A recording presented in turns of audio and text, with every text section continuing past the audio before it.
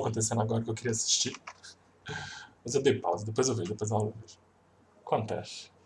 Tá gravando já? Tá.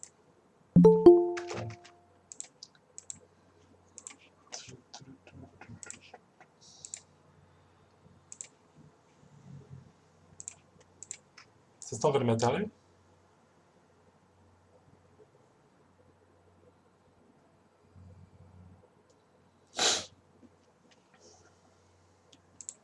Deixa eu fechar a stream aqui. Onde que a gente parou? Foi aqui, né? Vamos lá, a gente falou de energias no Brasil, né? Diferença de energia renovável para energia não renovável, os tipos de usinas que a gente tem de energia, tanto no Brasil quanto no mundo, né? E faltou só uma para a gente falar que tem no Brasil, que é a nuclear, que muita gente desconhece, né? Mas ela existe, entre aspas, no Brasil. Que a gente teve, na verdade, a gente teve a Angra 1 durante a ditadura militar, que foi uma parceria com os Estados Unidos, né? Só que hoje ela não funciona, né? A Angra 2 foi uma parceria com a Alemanha, ela também hoje não funciona. E até funciona, mas não tem efetivação nenhuma, tá lá. No máximo eles fazem pesquisa, né? Acho que a 1 tá fechada 100%, a 2 tem coisa em outra, mas enfim, em questão de escala de energia para o Brasil, ela é a mesma coisa que nada. E a gente tem a Anga 3, que está em início de construção desde 1985, ou seja, tem muito tempo, né? Só que aconteceu vários fatores que impediram a continuação das obras, né? A gente primeiro tem 1986, né, um ano depois, tem uma paralisação que foi o ano que aconteceu o acidente, né, de Chernobyl, que não só o Brasil, mas como o mundo todo começou a ter um olhar mais cuidadoso, né, com a energia nuclear, porque o que aconteceu em Chernobyl foi um desastre muito significante, né? Tem um seriado muito bom, eu recomendo bastante, quem quiser assistir, explica muito bem e explica de uma forma diferente de todas as outras formas de tanto visuais, cinematográficas quanto livros também. Ele aborda um outro lado, né, o lado mais político da situação administrativa, é bem legal. Aí depois, nos anos 2000, a gente retorna às construções, ou seja, demorou 5, 10, 15 anos para retornar às construções. Em 2000 foi com o Fernando Henrique, né? Em 2015 a gente tem a paralisação devido à Lava Jato, aí já na 2015 já está a Dilma. Aí em 2020 a gente tem o retorno das construções, aí tem 60% finalizado. E tem a previsão para terminar em 2021. Só que, aí, ó, não olhei essa parte. A gente não terminou ainda esse ano, nem vai terminar.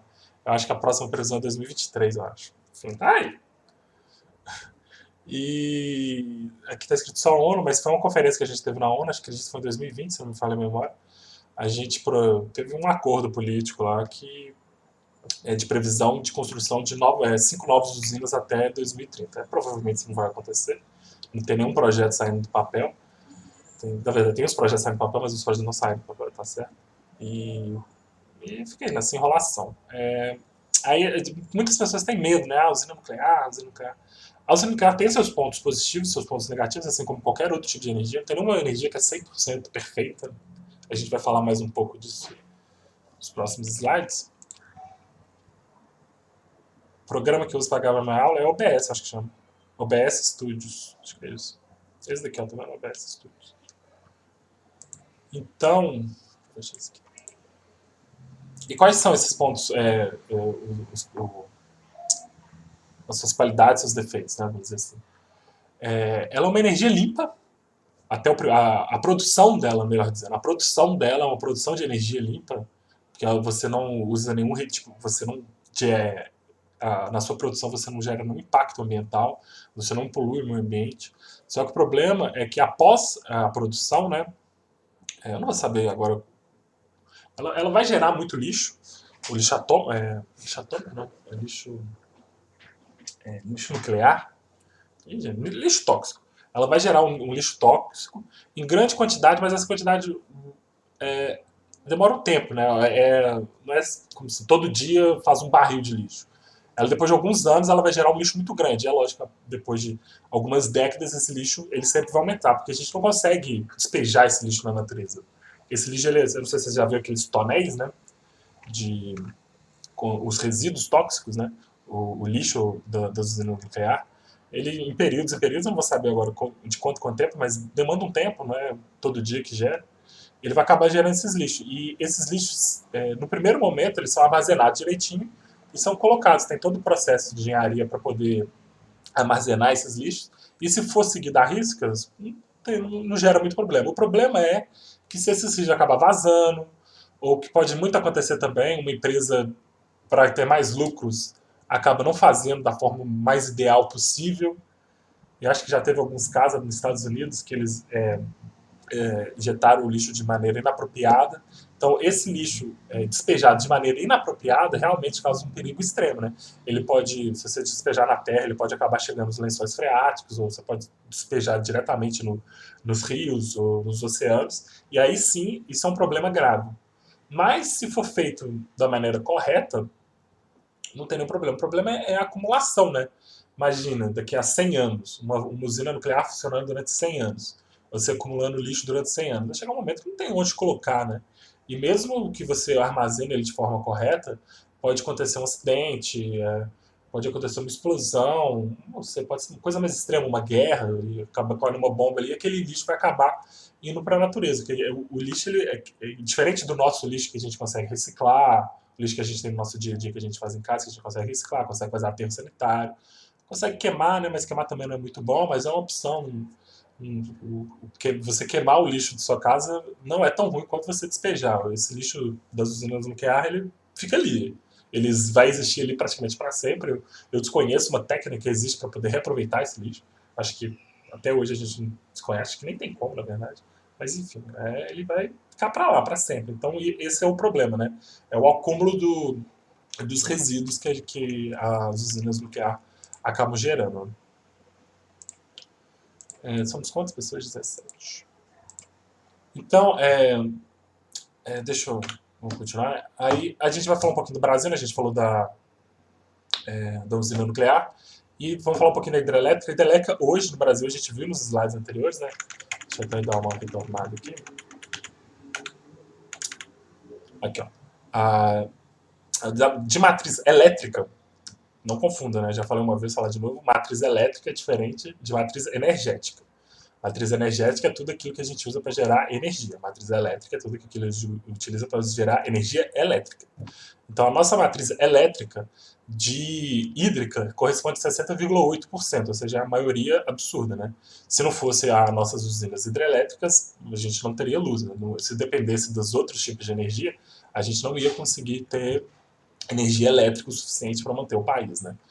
E só para ter uma visão geral de energia ao todo, a nossa hidrelétrica corresponde a 15%, né? A hidrelétrica de energia, matriz energética, ela vai perder para biomassa e para o petróleo, que está muito mais atrelado aos carros, aos meios automotivos, né, e à indústria na grande escala. Então, a indústria ela utiliza muita energia e ela geralmente vai usar os derivados de petróleo e a biomassa. A energia elétrica, por mais que a indústria use, né, a hidrelétrica, sua grande maior concentração estão para os centros urbanos, né, residencial e econômico também, mas de uma forma mais administrativa, né, não para as grandes indústrias enfim, aquelas grandes que seja de carne, de boi, enfim, um aglomerado de indústria mesmo, industrial, né, como a gente tem Contagem, por exemplo, vários núcleos industriais, é diferente da cidade administrativa, né, os dois são econômicos, mas uma vai pesar mais para o lado do petróleo, a outra mais para energia. Energia. Eu confundi um pouco, mas acho que deu para entender, né? De vez em quando eu me atrapalho. Mas acho que vocês entendem, pelo menos vocês nunca reclamaram. E todo mundo caladinho, né? Ah, tá. Professor, qual é a forma deles descartar o lixo nuclear da usina? Então, não tem uma forma de descarte efetiva. Você não descarta, você armazena o lixo das usinas nucleares. Que nem eu falei, você vai fazer, eles vão compactar tudo num tonel. Deixa eu ver se eu acho aqui, ó. Você não simplesmente dejeta ele ou reaproveita ele, né? Aqui, ó, vai ter esses tonéis. Deve ter visto em filme, no desenho dos Simpsons. O Homer trabalha numa fábrica, né? Deve ter aparecido bastante. Eles vão colocar esse lixo nesses tonéis gigantes e vai ter toda a infraestrutura de engenharia para depositar eles em certos lugares, né? Provavelmente vão ter que construir umas salas com concreto de não sei quantos centímetros, essa é uma coisa muito grossa para a radioatividade não acabar saindo de lá, né? Tem toda uma engenharia muito elaborada por trás disso. A partir do momento que você faz isso da forma correta, não tem problema nenhum, né? Ele vai ficar lá, só que ele vai ficar lá para sempre. E o problema também é se aquilo ali acaba vazando, né? Mesmo se você fizer da forma correta, pode acontecer um acidente em cima, alguma explosão, enfim, qualquer coisa pode acontecer. Que acaba rachando, comprometendo essa infraestrutura, né? E acabando vazando isso. Esse que é o problema. Então, assim, no primeiro momento não tem um problema. O povo fala, não tem problema você armazenar direito. Realmente não tem, mas e se acontecer alguma coisa? Que coisas acontecem, né? Infelizmente. Pode que seja um terremoto. No Brasil não tem terremoto, mas, por exemplo, em Fukushima, né? Fukushima a gente teve esse problema, né? Que na verdade não foi um terremoto, foi um terremoto que gerou uma tsunami, mas o maior problema foi a tsunami. Foi em Fukushima, foi em 2000 e... Ah, não vou lembrar, gente. Mas foi nessas últimas décadas, 2014, 2012. Enfim, nos últimos 15 anos, teve o acidente em Fukushima, que teve um terremoto, o terremoto causou uma tsunami, e a tsunami comprometeu as estruturas da usina nuclear de Fukushima. O mais grave no primeiro momento era o próprio reator, né? O reator ficou comprometido e ele superaqueceu o reator. A gente viu como funcionava as usinas nucleares no começo, há 2 semanas atrás, já tem tanto tempo. Como é que é? O reator, aqui, ó. A gente tem um reator, o reator aquece, e com esse aquecimento ele vai esquentar a água e a água vai acabar rodando a turbina para que ela gere energia.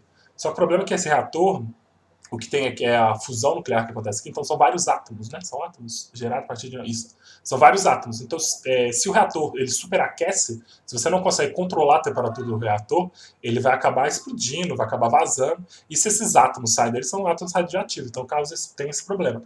Mas se a gente olhar na história da humanidade, a gente só teve um problema em Chernobyl e teve esse problema em Fukushima, só que a gente conseguiu contornar. E esse problema em Fukushima não foi um problema técnico, né? Foi um problema de advento da natureza. Então, a energia nuclear ela é uma energia segura, a gente pode afirmar isso. Só que pode acontecer algum problema, né? Que nem o caso que eu acabei de citar aqui. Aconteceu um imprevisto da natureza e que, felizmente, lá o Japão conseguiu contornar aquilo e acabou não expelindo radioatividade em grande escala. Acabou expelindo um pouquinho, né? Mas não foi nada que pudesse comprometer a vida no entorno ali da região. Mas existem os problemas, né? E o problema do lixo maior dele é que a gente não consegue despejar ele, não consegue reaproveitar ele, não consegue reciclar ele. Ele vai existir ele para sempre. E você sempre vai ter que ter maiores e maiores espaços para poder armazenar esse lixo. E se porventura alguma coisa acontecer das estruturas ficar comprometida, esse lixo pode acabar vazando. Então esse é o maior problema da usina nuclear. Agora, voltando para a energia elétrica brasileira, né, que são feitas a energia hidrelétrica, das usinas hidrelétricas brasileiras, que comporta, como a gente viu, 60,8% da nossa energia, né, da produção da nossa energia. E a gente tem algumas mais importantes, né, que é, primeiro, a bacia do Amazonas, como diz, fica no Amazonas, né.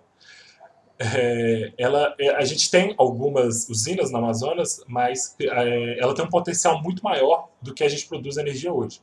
A gente vai ter a usina de Belo Monte, no Rio Xingu, a usina de Giral e Santo Antônio, no Rio Madeira, e de relevância são só essas duas, só que por estar ali no Amazonas e ter o Rio Amazonas, a gente tem um potencial hidráulico ali gigantesco, né? O Rio Amazonas é o maior rio do mundo. Ele não é o maior do mundo, ele é o rio com a maior quantidade de água do mundo. Maior em extensão é outro, mas enfim. Ele é o rio com a maior quantidade de água do mundo e é muito pouco explorado. Só que aí vem outro problema também, né? A exploração do rio pega naquele ponto que eu comentei com vocês na primeira aula, que para você construir uma hidrelétrica não é simplesmente você chega lá, pá, hidrelétrica. Deixa eu ver se vocês notaram alguma coisa. Não tem como reaproveitar, não. Ô, João, até vai o meu conhecimento que eu entendo, o lixo de usina nuclear, ele é lixo, não tem como fazer nada. Você só tem como ele depositar no canto e fica lá.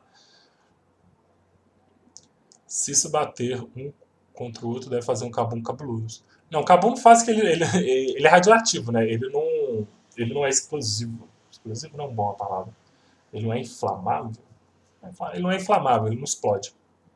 Ele é a radioatividade, né? Ele entra dentro de você, invisível, e vai te matando aos poucos. A não ser se for muito, né? Se for muito, te mata na mesma hora. Os lixos mais antigos devem ser os mais perigosos. Eu não sei se tem uma correlação de tempo. Acho que o tempo ele vai gerar mais, né? Você vai gerar mais lixo, então vai acabar sendo mais perigoso. Mas existe o sim, sempre vai existir o sim, né?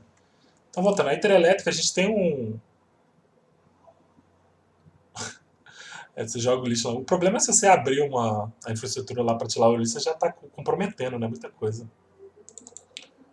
Mas não é muito interessante usar isso numa guerra, não, porque a guerra você quer ganhar ela politicamente ou você quer matar completamente uma nação e todo o bioma dela? Se você usar esse lixo, olha Chernobyl. Chernobyl até hoje não tem vida lá. Não tem vida nem humana, nem de nenhuma espécie. Os animais vão lá, não tem árvores lá, então você pode ganhar a guerra, né? Mas é um preço muito alto a se pagar. Então vamos lá, os rios, tem o rio Amazonas, né? Eu já falei isso na aula de vocês. Aí a hidrelétrica você não simplesmente chega lá e constrói, né, uma hidrelétrica. A partir do momento que você constrói a hidrelétrica, primeiro a hidrelétrica ela serve como uma reserva de água, né? O rio no primeiro momento é desse jeito, aí quando você constrói a hidrelétrica, você reserva a água, você controla o fluxo de água para ela descer ao seu gosto, né? Para ela gerar o máximo de energia possível. E quais são os problemas disso? Primeiro que a natureza que está aqui ela vai morrer. Não chega a ser um grande problema, né? Que é uma parte muito pequena, mas tem esse problema, existe esse problema. E também você acaba limitando o fluxo de água aqui, né? Você diminui, ou seja, você diminui. Toda a água que era para descer aqui em grande quantidade, ela vai ser diminuída, né? Antes ela passava tipo, muito grande, agora ela vai passar menor. E com isso, numa cidade a muitos quilômetros, na casa lá do seu Zé, alguém falou que o seu Zé só sofre. Vamos mudar, então não vai ser na casa do seu Zé, vai ser na casa do Joaquim. A água antigamente chegava lá com X de volume de água, ela vai chegar com, sei lá, 20% de X. Ela vai chegar muito menos, em menor quantidade. E além dele ter menos água, vai ter menos peixe, né? Os peixes vão ficar acumulados aqui, os peixes que pastam lá podem morrer. E tem menos água também, então a população de peixe vai acabar morrendo, vai acabar diminuindo. Ou seja, se ele vive da pesca, isso é ruim. Se ele vive da agricultura, também é ruim, que tem menos água. Então, assim, tem os seus impactos, né? Como eu disse, nada é perfeito.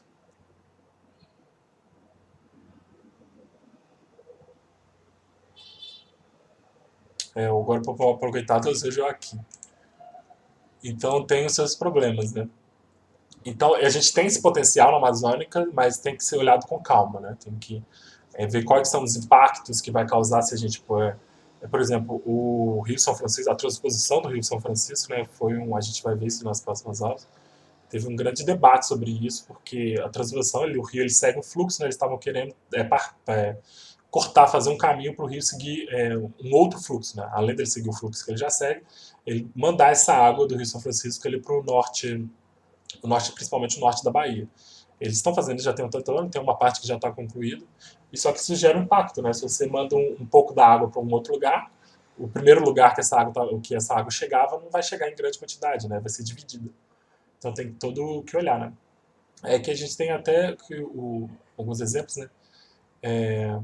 Que existe um ponto positivo, né? Que existe uma pequena população na região, então essas populações não vão ser muito afetadas, né? É afastada dos grandes centros urbanos, né? Então a produção é mais cara, esse é um ponto negativo. E tem um grande impacto ambiental, né? Principalmente nas comunidades indígenas, a gente não pode esquecer que a gente tem a nossa maior comunidade indígena fica no Amazonas, né? E uma grande área de privação ambiental também que vai sofrer bastante com isso. Né? Eu esqueci de falar, o próprio bioma muda, né? Se a água começa a chegar em menor quantidade em determinadas áreas, o bioma daquele lugar vai ser afetado, né? Você vai, a partir de vários anos, as árvores vão ter menos água para poder fazer a sua fotossíntese, enfim, e vai acabar diminuindo a florescência desse entorno. E além da bacia amazônica, a gente tem a bacia do Paraná, que é a mais importante, né? Se for cair alguma coisa no Enem, vai ser sobre ela, que é a maior produção de energia do Brasil. A gente é a usina de Itaipu, né? Ela é 7 das 10 maiores usinas do Brasil. Como assim? Está errado. Ah, não, tá. A bacia da Itaipu eu falo depois. A bacia do Paraná é o Rio Paraná. Na Bacia Paraná você vai ter 7 das 10 maiores usinas do Brasil e dentre delas a gente vai ter a Itaipu, que é a maior usina hidrelétrica do Brasil e ela foi a maior durante 30 anos. Isso aqui tem que mudar, já é 31. Isso que eu coloquei no passado. Agora são 31 anos. Que a gente perdeu em 2000. Não, gente, o que eu tô falando? O tempo não muda, não. Depois que ela perdeu. O tempo para. Deu. Ah, desculpa, gente. Ela foi a usina hidrelétrica maior do mundo durante 30 anos. Em 2012, a China construiu a usina de Três Gargantas, que ultrapassou a usina de Itaipu. Hoje a Itaipu é a segunda maior do mundo, ela só perde para a usina hidrelétrica da China. Ela começou em 1980, né? E para quem não sabe, a usina do Paraná, a Itaipu, né, que fica na bacia do Paraná, ela fica exatamente na divisa entre o Brasil e o Paraguai. Então foi um consórcio ali que eles fizeram, né, Brasil e Paraguai, os dois juntos fizeram a usina, tanto que 50% pertence ao Paraguai, 50% pertence a gente. Só que o Paraguai não usa toda a energia dele. A gente usa as nossas 50% e a gente ainda compra parte, que é 40% da energia do Paraguai. Isso. A gente ainda compra 40% dos 50% do Paraguai, a gente compra para a gente utilizar aqui, né? Que o Paraguai não utiliza tudo. O Paraguai vai utilizar apenas 60% da energia dele e a gente vai comprar os outros 40%. Professor, me confundi. Hidráulica e hidrelétrica, qual é a diferença das duas? O hidráulica não tem. Se eu falei, desculpa, mas hidráulica é outra coisa. Hidráulica é quando você faz por gás, não tem usina hidráulica. Hidráulica é aquele que tem na moto, que tem na bicicleta. Se eu falei hidráulica, desculpa. Gente, não é essa a definição de hidráulica que eu quero.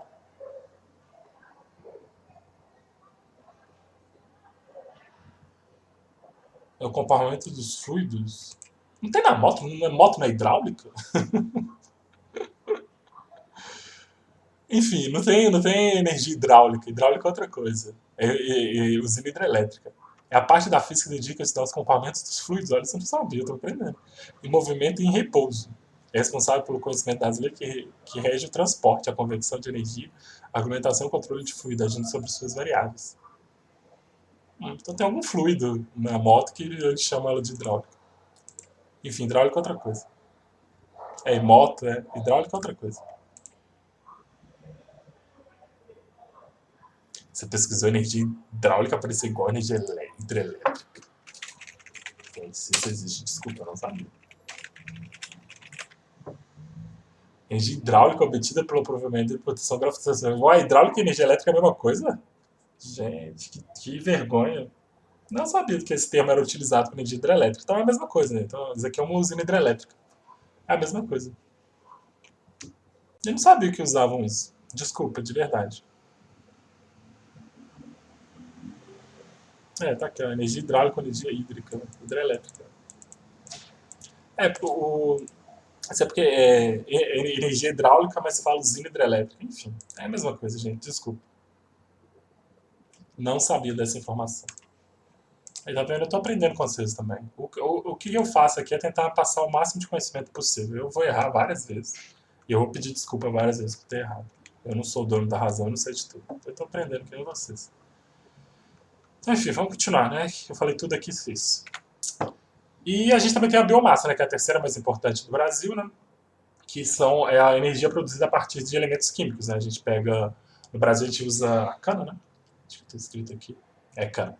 A gente usa a cana para fazer o etanol. E, por exemplo, nos Estados Unidos usa com o milho. Isso. A gente usa o etanol, a gente pega a cana de açúcar, faz o processo de destilação, o processo químico que tem que fazer nele. E a gente pode fazer a cachaça, né? Que é muito boa, tá? Por sinal, saudades. E também a gente pode fazer o etanol, né? Obviamente são processos diferentes, né? Mas os dois processos devem ter suas características semelhantes, né? Porque no final das contas os dois são álcool, né? Ou um tipo de álcool. A visão da química. Né? Aí no Brasil a gente faz com a cana-de-açúcar, a gente faz o etanol. E nos Estados Unidos eles fazem a base de milho, né? A gente é o segundo maior produtor e os Estados Unidos é o maior produtor. Mas os Estados Unidos o nome dele não é etanol, é um outro nome. Mas o etanol é só um nome bonitinho, né? No final da conta é biomassa. A gente também tem o óleo diesel, o biodiesel, que aí é feito, o nome depende do que você vai ser utilizado, né? Pode ser soja, mamona, girassol, dendê, babaçu, enfim. Tem vários tipos de sementes que você faz o processo lá químico, físico nele e você acaba transformando em um tipo de álcool, seja para beber ou para utilizar em forma de energia. Né? Os contras disso, né? Tem desmatamento de áreas, a monocultura e a degradação do solo, né? Desmatamento de áreas, acho que fica claro, né? Que você vai ter que desmatar uma área muito grande para fazer o plantio. Não adianta você plantar em 10 metros quadrados, né? Você tem que, são hectares e hectares para você ter alguma plantação significante para você poder fazer essa transformação no na biomassa. Né? A monocultura, que a gente já falou, mas na aula de. A gente teve aula de solo, não sei, mas eu já falei com você. Não, foi na agricultura, né? Enfim. A monocultura que ela é muito ruim, que ela vai degradar o solo mais rapidamente, né? E como a monocultura tem a degradação do solo, né? Um depende do outro aqui. E os prós, ela é barata e ela é renovável, né? Ela hoje está muito cara, né? Porque tudo está caro no Brasil, mas durante muito tempo ela era. Chegava a ser metade. Hoje ainda está metade do preço, eu não sei. Eu vendi meu carro tem tantos anos, não tenho a mínima ideia quanto está o preço. Mas ela é muito mais barata, né? Apesar dela ela ser menos eficiente do que a gasolina, ela em determinado. Depende do carro também, né? Mas depende também da situação. Acho que for dentro da cidade ela compensa mais, enfim. Ela acaba compensando mais dependendo da situação que você está inserido.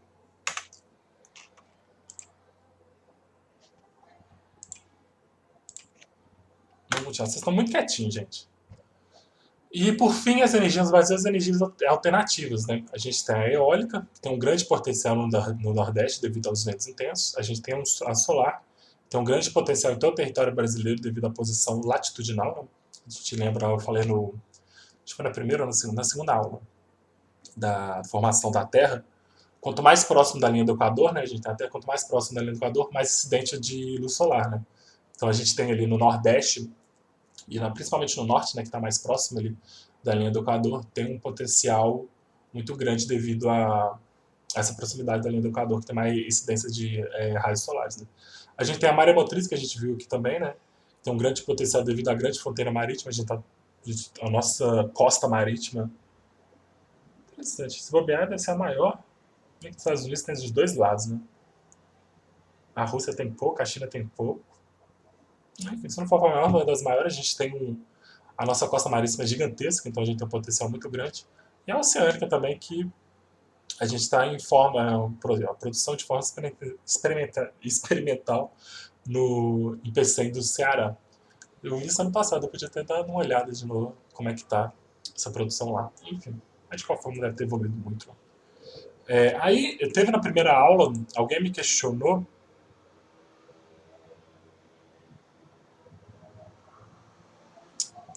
Alguém me questionou qual que era melhor, qual que era pior, e eu falei que dependia.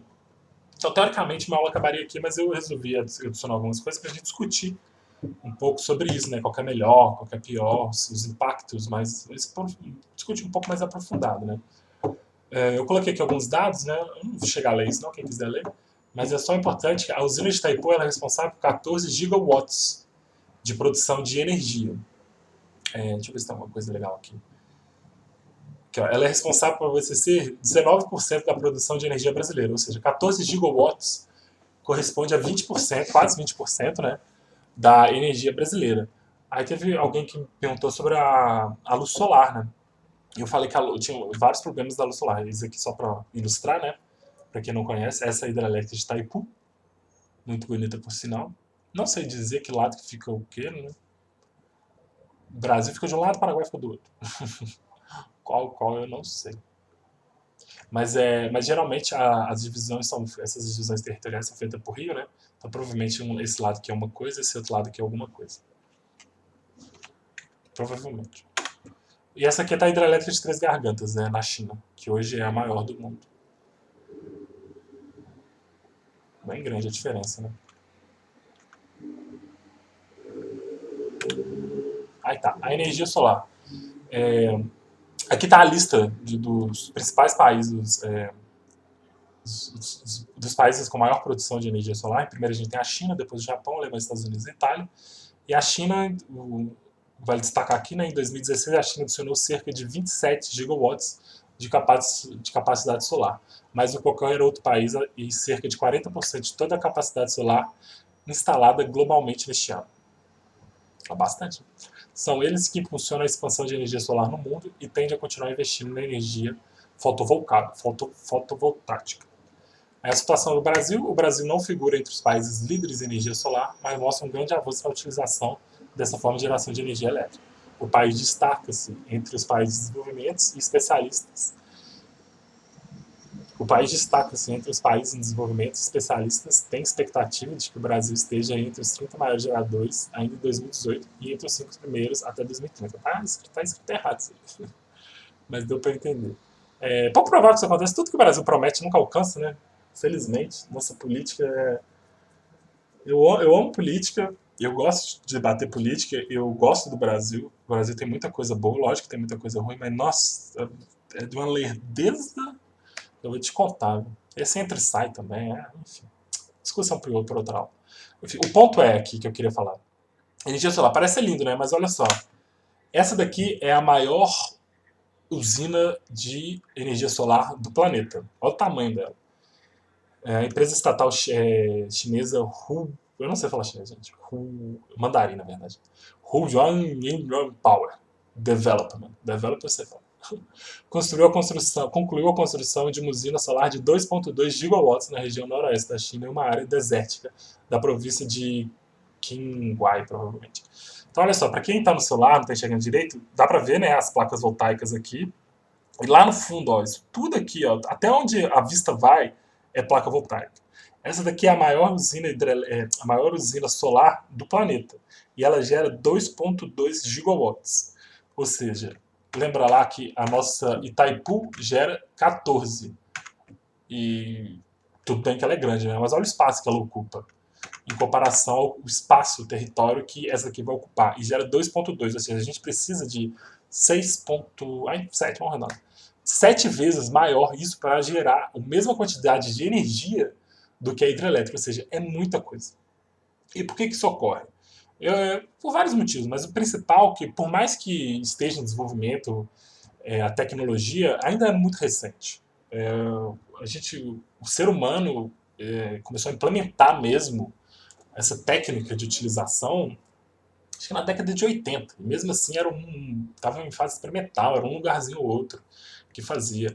Eu lembro que eu acho que até comentei com vocês, quando eu era jovem, você ter uma placa voltaica em casa era coisa de luxo, era famílias de famílias brasileiras de classe média alta e de cidades grandes que tinham isso.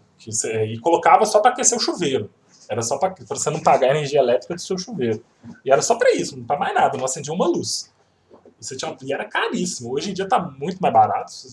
Hoje em dia no Facebook direto eu vejo, acho que eu pesquiso muito essas coisas, né, e acaba aparecendo, mas você compra no Mercado Livre hoje em dia. Assim, é lógico que ela não vai ter uma capacidade muito grande, mas aqui, ó, R$ 300 você compra uma.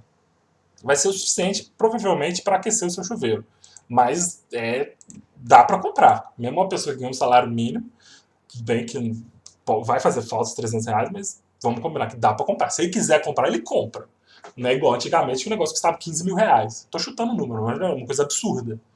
Então, assim, dá para comprar mais. Então, ou seja, a tecnologia evoluiu bastante. Então, a gente tem mais acesso, ela consegue produzir uma placa só consegue produzir mais energia do que antigamente, a gente está ainda aprimorando, né?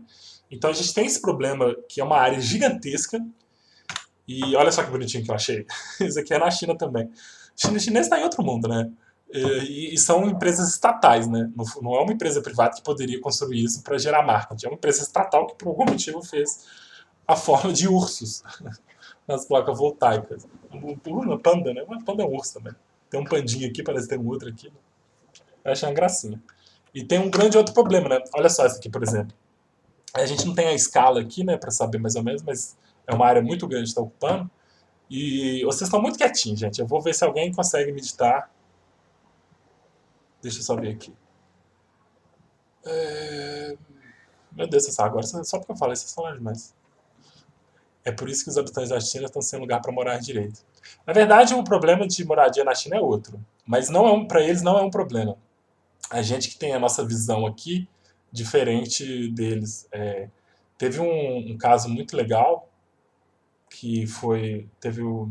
Na verdade, ele não é muito legal, né? Mas nas Olimpíadas, eu vou resumir bem rapidinho. Nas Olimpíadas de 2016 no Rio de Janeiro, a Prefeitura do Rio de Janeiro tentou fazer uma política de infraestrutura para poder renovar a cidade. Enfim, teve vários aspectos. Se a gente pegar o Museu do Amanhã, hoje o Museu do Amanhã está completamente abandonado, porque eles construíram um lugar onde a população do Rio de Janeiro, principalmente a classe média, não frequentava. Não frequentava e continua não frequentando. Eles achavam que por algum motivo eles iam começar a frequentar, mas eles não fizeram a política adequadamente e eles não frequentaram. E ao entorno do Museu do Amanhã, em lugares próximos, eles construíram vários prédios para a classe média, achando que a classe média ia comprar esses prédios. Só que a classe média não comprou. E eram prédios, geralmente, como é uma classe média, a gente coloca aí, um pai, uma mãe e dois filhos. Então eram prédios de dois, três quartos. E como eles não compraram, eles começaram a baixar o valor, começaram a baixar o valor, começaram a baixar o valor, até que quem comprou, os chineses. Só que o chinês não ia para esse prédio com uma família. Ele ia para esse prédio com três famílias. Era uma família em cada quarto. Isso para eles é a cultura deles, é essa. A China é gigantesca e por mais que tenha muita gente, tem espaço para colocar todo mundo. Não coloca todo mundo primeiro porque eles ficam concentrados nas cidades, né? Aí realmente a cidade não consegue capacitar casas gigantescas, casas do tamanho igual o nosso para todo mundo, tem esse ponto, né? A maioria da China ela é rural, a China é desenvolvida é a China da costa leste, né? A China da costa não, né? Da região oeste, ela é basicamente rural, são poucas cidades. Mas eles têm essa cultura de se enfiar. Esse quarto aqui do meu tamanho mora uma família tranquilamente. Aí a gente tem um olhar de, nossa, tadinho deles. Assim, é uma discussão que tem que levar mais a fundo, né? Porque a gente fala na nossa percepção ocidental de cultura europeia. Realmente, na nossa concepção, é inadmissível uma família morar num quarto. Mas eles, a cultura deles é completamente diferente, sabe? O povo da Índia, o povo chinês é teoricamente o povo mais antigo do mundo. A China sempre existiu. A China, o território da China sempre foi China desde sempre, eles estão no ano 5.000. Tem 5.000 anos que existe a China. Então assim, é uma discussão que tem que ter um olhar mais profundo. Não é fácil assim, não. Tem que ter o buraco é mais embaixo, sabe? Não é muito simplista dessa forma, não. E a cultura deles eles também trabalham muito, né? A galera fala assim, porque chinês trabalha 12 horas. Mas, assim, se você perguntar para os chineses, eles gostam de fazer isso. Pode ser que você está explorando eles? Pode, mas é que nem eu falei, tem que ter um olhar mais profundo. Eles saem de casa de manhã, ficam fora de casa o dia inteiro e só voltam para casa para comer e dormir. Então é um debate interessante, mas ele é mais complexo do que simplesmente tadinho dos chineses, sabe? A cultura deles é diferente. Eles são um povo diferente. O povo ocidental é completamente diferente da gente.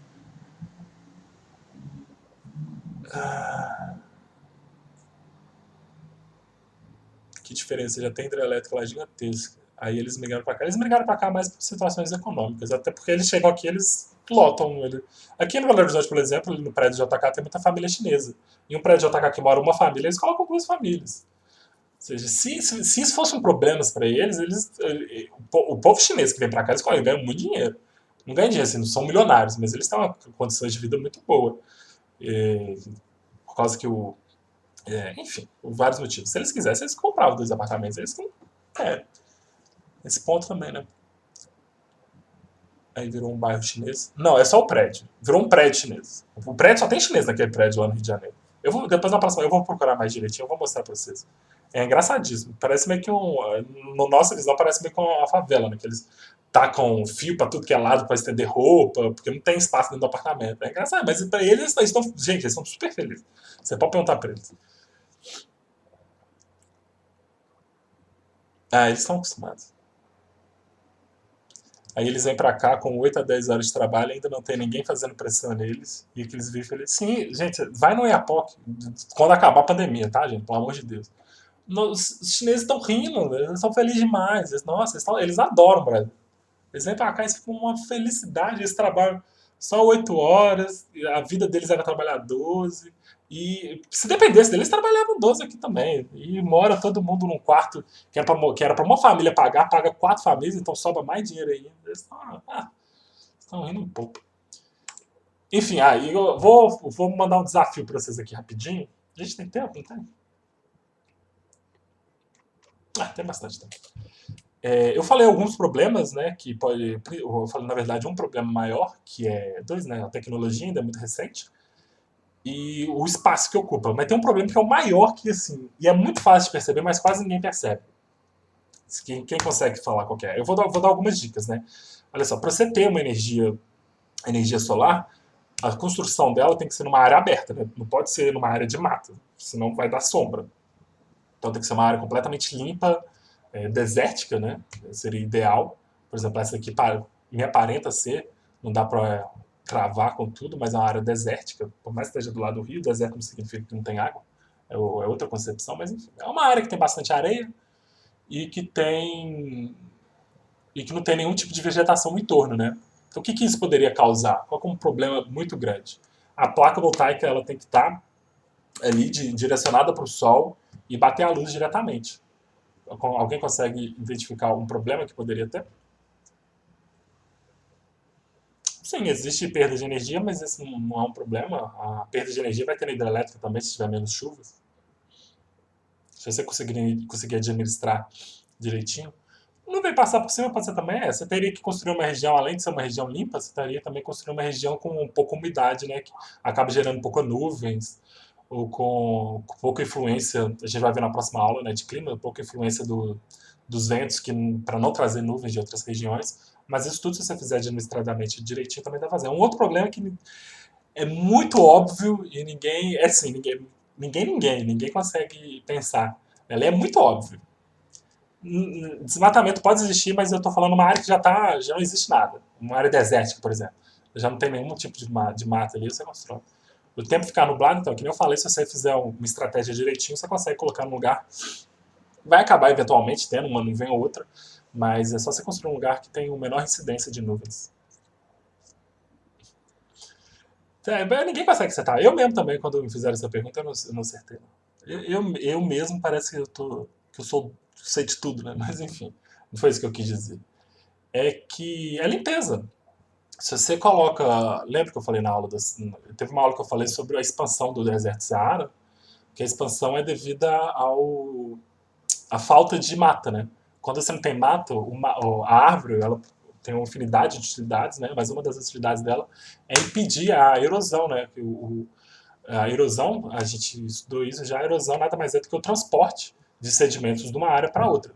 Se você tem planta, árvore, mato, grama, essa erosão ocorre em menor escala, né? Porque o vento vai bater nesses sedimentos, vai tentar transportar, só que a árvore, o mato, na verdade, né, que vai ser mais rasinho, mais baixo, o mato vai impedir essa erosão. Agora, por exemplo, em lugares com muita areia, não precisa nem ter muita areia, lugares com terra que não tem esse, esse impedimento, vai acabar tendo muito vento que vai acabar transportando, né? Areia, terra, enfim, sedimentos de todos os tipos. E com esse transporte desses sedimentos, esses sedimentos vão acabar se depositando onde? Em cima das placas. Só que as placas elas precisam estar limpas para poder receber sol. Então imagina só. Aí eu sou o Joaquim, né? O seu Joaquim foi contratado para fazer a limpeza desse lugar. E de meia e meia hora você tem que limpar.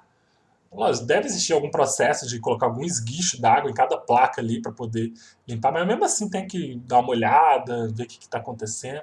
Ou seja, eu enxergo o maior problema da, da higiene solar é você ter que limpar todas essas placas todos os dias. Então, assim, é complicado. Mas em contrapartida, perguntaram, a energia teoricamente mais limpa não vai produzir nenhum tipo de resíduo, não tem nenhum ponto negativo assim ambiental. Se você construir no lugar certo, né? Se você construir um lugar que você tem que desmatar, mas não tem como construir um lugar que você tem que desmatar, porque, gente, as florestas, as regiões de matas, elas não chovem lá, elas não são a causa da chuva, elas são consequências da chuva. Então não faz sentido você. O que isso quer dizer, né? A floresta só existe em determinados lugares porque ele chove muito, ou porque ele tem muita umidade, ou porque ele tem um rio muito próximo. Então, se você desmatar uma área e não plantar nada nessa área, eventualmente vai crescer alguma coisa. Então não faz sentido, a não ser se você acabar com o solo mesmo, né? Mas não faz muito sentido você, nem de custo também, você desmatar uma área toda só para colocar um tanto de placa fotovoltaica. Se a gente pegar no Brasil, por exemplo, no Nordeste, na Caatinga, ali no norte da Bahia, você tem uma imensidão de área ali completa, que já não tem árvore nenhuma, mas é só chegar lá e colocar. Então, o desmatamento é pouco provável, né? Então, impactos ambientais vão ser poucos, né? Você pode ter um impacto no bioma, né? No bioma não, na verdade, na fauna, né? Pode ter alguma espécie de vida ali, mas em pequena população, sabe? Aqueles lagartos que moram nessas regiões, cobras, né? Acho que não seja nada muito expressivo, né? Se você fizer o trabalho direitinho, você só pega esses animais e transporta para trás. O que o ser humano provavelmente deve fazer é matar eles, mas não tem como, né? Você só pegar e colocar em outro lugar. Então, assim, mas o problema é que a grande área, né? É um grande custo, né? Você precisa de uma área muito grande. Ela, não, ela, por mais a China é pioneira, a China que está na frente. A China está na frente por muito, né? Eu não coloquei os números dos outros países, mas assim, aqui é que fala, né? Mas de qualquer outro país, em um ano, ela fez mais do em um ano ela fez 40% da energia solar do que o resto do mundo todo. Ou seja, quase a metade da energia solar do mundo foi a China. Ou seja, se você pegar Japão, Alemanha, Estados Unidos e Itália, os quatro juntos não devem dar a energia que a China está fazendo. Então, é uma energia nova, a China é pioneira, está começando ainda, os outros países estão seguindo. Provavelmente nos anos futuros, a nossa energia vai ser a base de energia solar, eólica, e as que são mais recentes ainda, que aí é um futuro mais a longo prazo, as maremorítimas, e as que faz com magma, qual que é o nome?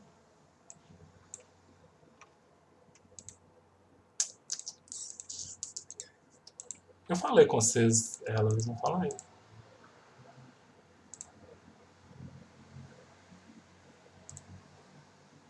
Eu esqueci o nome. Geotérmicas.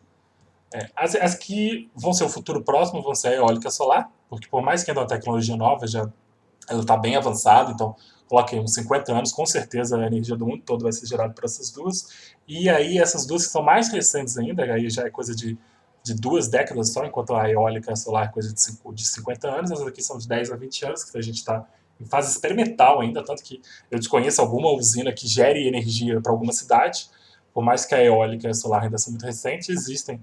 A gente tem um exemplo da China, que 2,2 gigawatts consegue gerar uma cidade pequena, mas consegue.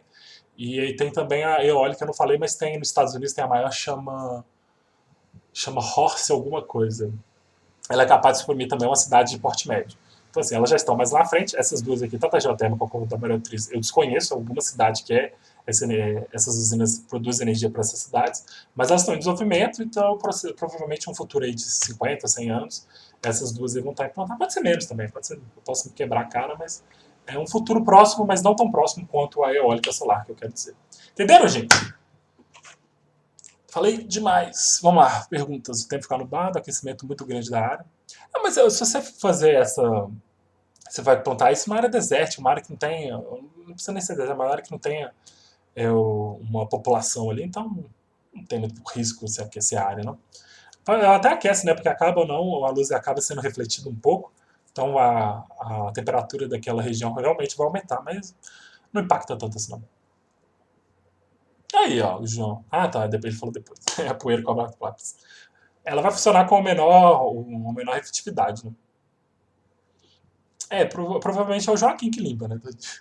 Provavelmente vai ter tipo um esguicho ali que deve jogar ali pra sair, mas provavelmente em algum momento, de tempos em tempos, alguém que tem que dar uma olhada, né? E é um pouco meio complexo, né? Você dá uma olhada em tudo aquilo ali.